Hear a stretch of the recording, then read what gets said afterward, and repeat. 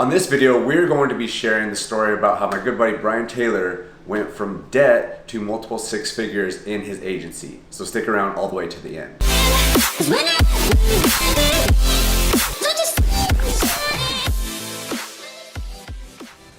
Hey, what's up guys? Nick Rapkless here. As I just mentioned, this is my good buddy Brian Taylor. He's in town visiting and he's got an amazing story about how he went from debt to building a multiple six-figure agency in pretty record time, to be honest, like a year basically. Yeah. And so we're gonna get into all the story and it's gonna be fun. But yeah, guys, if you're interested in this, make sure and stick away all the way to the end, and also make sure and share this with some people because we want to get this message out to more people and showing people how to do things the right way. So yeah, welcome Brian. This is awesome. We kind of just had the idea to put together this interview real quick. I had some friends, or Caesar behind the camera, and then Brian, they came and visited, and we're going to get into the way we actually all came together. But yeah, first I just want you to kind of introduce yourself, maybe share your story a little bit, and then we'll actually get into the real stuff on what really makes the biggest difference on having success versus not having success. Okay, can't wait to really dive into the meat of it. So yeah, I'm Brian Taylor. I'm out of Baltimore, Maryland, running a digital agency, as you know, doing Facebook advertising, search engine optimization, all that fun stuff, really trying to drive results for clients. And you know, my entire backstory is never really realizing I was going to fall into that path. So, you know, really going through even college without any anticipation of becoming an entrepreneur. It was more so like the trials and tribulations of getting kicked out of school just ended up falling really kind of backwards into it, and recognizing that, you know, through building the agency, I can give back to the community. And really this whole, you know, idea of going from like broke to where we are now is crazy to even think about, you know? So like last December, literally around this time, around Christmas, there was about $25 in my personal bank account and about like $5,000 in debt.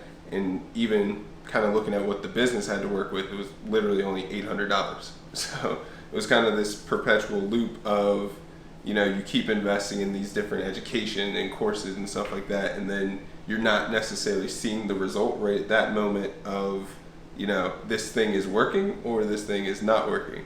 All the signs are telling you, hey, there's no money in your bank. Like, you should probably just stop at this point, go get a regular job so that you can live your life.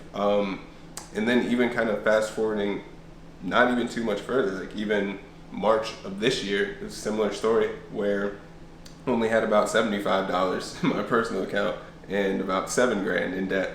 So, you know, the thing that I kind of reflect on when I think about that is being 26, that's kind of that moment where you would change if you were going to change anything, you know, really so that you can move out of your parents' house and start to live your own life. But, you know, really just kind of like stuck to the belief that what I was doing was going to work. And now, you know, we're consistently generating anywhere between 20 and 30 grand a month, and, you know, business is booming. That's incredible, man. Yeah, I remember you, so to give a little bit more context, because I think this is very important. So the three of us, we have a mastermind that we splintered off another mastermind that we had invested in over a year ago. We had this mini mastermind off of the bigger mastermind for 16 months or so. And so I've seen the progression of you just going from where you were, not having much money, and then you blowing up this agency.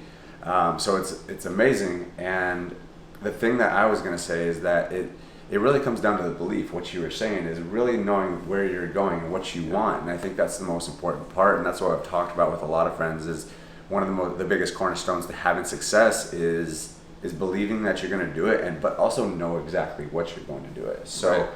I guess I'm kind of curious, what was that process like? How did you know? Was it always, I wanted to build this multiple six-figure agency? No, that was never really the particular Once goal. You got into your agency, right? Then you're just like, I'm doing this no matter what, and then it's happening?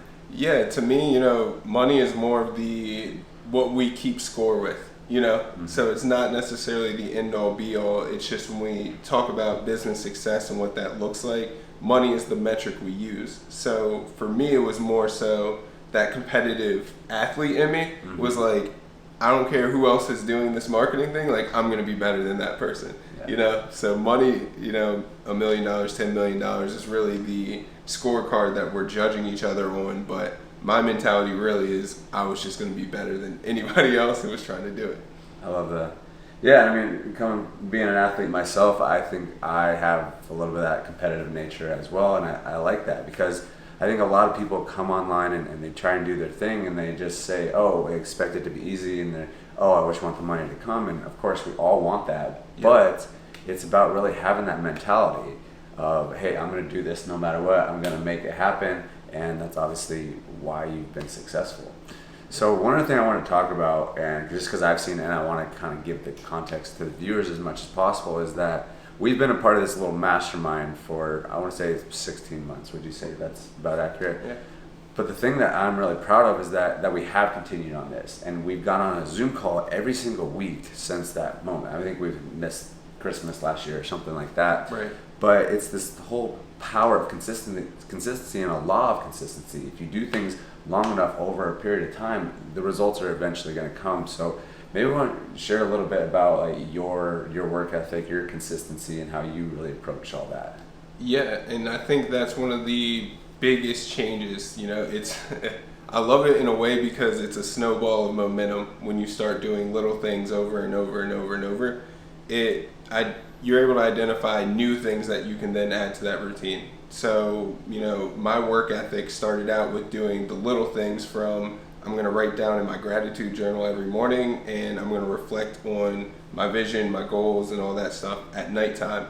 And then it slowly spun into seeing results from that, you know, like feeling a difference in my attitude. And then I replaced, you know, audio or like CDs in the car or whatever, like listening to Spotify in the car with, now I'm listening to audiobooks and all this sort of stuff.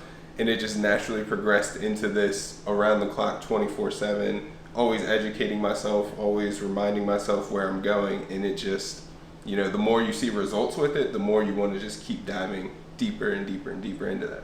Mm-hmm. So would you say it's all about just getting those first small wins and then just building on that? Absolutely. And I know we've talked kind of about this before. I think your confidence and your belief in you being able to achieve that goal is just as important as having a goal in the first place. Mm-hmm. Like once you are able to say, like, let's take something like very small, like I'm going to walk around my neighborhood or my block like once a week, you know, and just actually committing to that and doing that, you're like, oh, I can do this. Let me step that up to 3. Let me step that up to 5. Now I'm jogging around the block, you know? So the more you start to see that you can achieve what you say you're going to do, I think it creates that momentum of now I'm going to do a bigger thing. Now I'm going to do a bigger thing. Mm-hmm. And I know we've talked about the 50 Cent example before where he's like, yeah, like I'm going to do this trapping stuff just so I can go get tennis shoes and then jewelry, then cars, and then now he's making movies, you know? Yeah, it's a progression, and I love that you share that because it is true, and I consider that in my life on everything I've done. Even in sports, when you just get those little wins and you start stacking those wins, you get more confident in yourself. You believe in yourself a little bit more every single time. You keep on stacking it. I think a lot of people will set these huge, lofty goals, and there's nothing wrong with setting huge goals, grand goals, but they don't focus on the small steps to get there.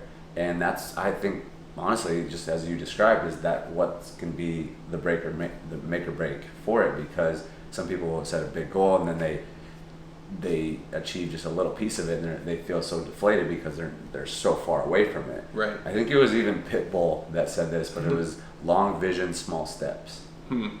So it just kind of gives you an idea of the grand perspective, but also making sure that you're getting a little bit better every single day and you're not regressing, because that's what happens with a lot of people.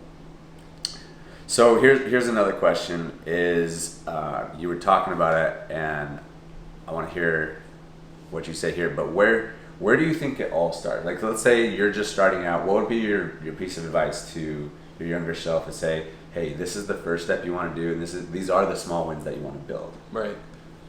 I would say it all starts with your network, actually, because the biggest advice I got before I started doing my own thing and I was kind of interning, literally free internships for other people, was I asked my boss at the time, like, what do you recommend? I want to do exactly what you're doing. She said, just dive in. just dive into the deep end and start swimming. And I think that's a critical piece of advice, is you can't get caught up in your head about what you're afraid of, or kind of like you were mentioning, dreams being too lofty, and just start doing. But I think the part of that, just dive in the deep end and start swimming, that was missing for me was surrounding myself with people like yourself, my mentors, who can tell you what actual direction you need to go down. So there was a lot of benefit from just swimming, because I figured out what not to do, what worked and what didn't. But in the process, I built a lot of things wrong, So I think the earlier in the process that you can continue to speak with other people who have done what you are trying to do and get their insight on how you're moving, it's just incredibly beneficial, invaluable. Yeah. No, and that's a great point, because a lot of people will say, "Oh, just jump in, just go." Yep. And there's nothing wrong with taking action, but I guess as you were describing it, I think a cool metaphor is, okay, you can jump into the deep end and you can start swimming, and if you've never swam, you might figure it out or you might die. Right. But if you have a swimming coach on the deep end that's kind of saying, all right, well, use your arms and then use your legs, and right. You just have someone kind of directing you a little bit, it's that much more beneficial. So my next question is, how do you find these people? Do you have to get them in person? Is it through books? Is it through their courses? Right. Can it be anything? What's the best route?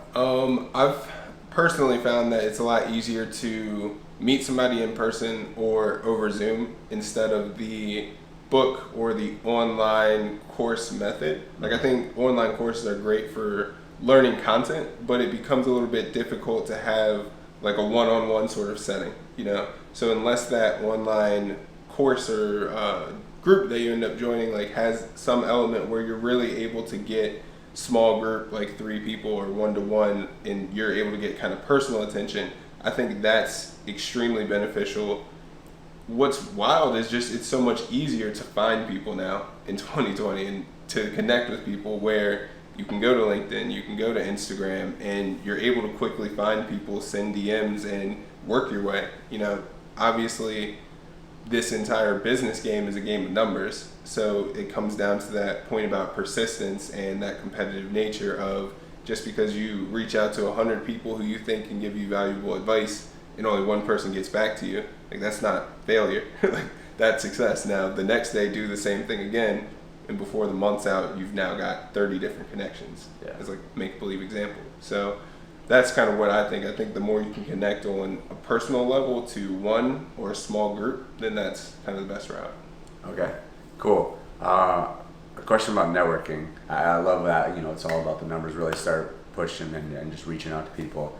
So my question is, because I imagine some people have this question for networking, is, okay, you want to reach out, you want to connect with these high-level entrepreneurs. How do you really get their attention? Because you reach out to a Grant Cardone, you're probably not going to be like, oh, glad you DM'd me, I was waiting for this. Like, how can you really get their attention so that they would be interested, or not even like the Grant Cardones, but just anybody of value? How can you do something in a way that really gets their attention and where they would actually want to mentor you? Yeah, I think so much of this all comes down to who you are as a person, meaning, the more confident, and it comes over time, obviously, but the more confident you are in what you have to bring to the table, then people pick up that aura, so people will be willing to help you along the way. Depending on the level of the influencer that you're going for, like a Grant Cardone may be so up there that he's out of touch in a sense with like the smaller world, but people, in my experience, generally want to help other people grow to the next level. Like, they get, I'll use the word jollies, like they get their jollies out of really being able to spread everything they've learned, because that's their passion. So believe it or not, a lot of times in our head, we're like, dang, like, why would this person help me? Why would this person help me? But they're actually actively looking for people to help. And the biggest thing that, mentors look for out of mentees is, are you doing your job? Are you asking me questions? Are you consistently following up? So in my opinion, it's really about proving it. There always will be people that you cannot reach no matter how hard you try, but that persistence of like, hey, like I'm still trying to connect, I'm still trying to connect, I'm still trying to connect, like it will ultimately break through, and people are like, okay, that's somebody who's has the intention to learn, like will accept everything that I'm telling them, and they're not just gonna in one ear out the other ear and not even do what I'm telling them to do. Mm-hmm. Yeah, I love that, because I mean that's the mark of a successful person is persistence. They talk about that in all sorts of books. Is persistence is one of the key traits of a successful person. So if you reach out to somebody and you say, hey, I want to connect, and they don't reply, essentially they're kind of testing you. And if you continue to persist, they see that and like, oh, this is a successful person because that's a trait. And I just think about, have you heard the story about Les Brown, where he wanted to work at this radio station or something, and he kept going in and they kept telling him, no, like get out of here. Every day he came back in and he would just say silly stuff like, oh, I didn't know, maybe someone died or something, like, right. And then finally, he just kept coming back, and they're just like, fine, like come in, you can meet him. And so I just think that's a powerful story in terms of persistence. Absolutely. So yeah, man, great stuff. So I think we'll kind of wrap it up here, but something that I've started doing with a lot of my interviews is I ask a specific question, and I would like to ask that to you now. So in one word, what does success mean to you? Oh, only one word. Man, not two? I got a nice 2-word answer. Okay, go for it. Let's hear it. My 2-word answer is everybody eats. Everybody eats. Okay. Mm-hmm. And can you describe that a little bit?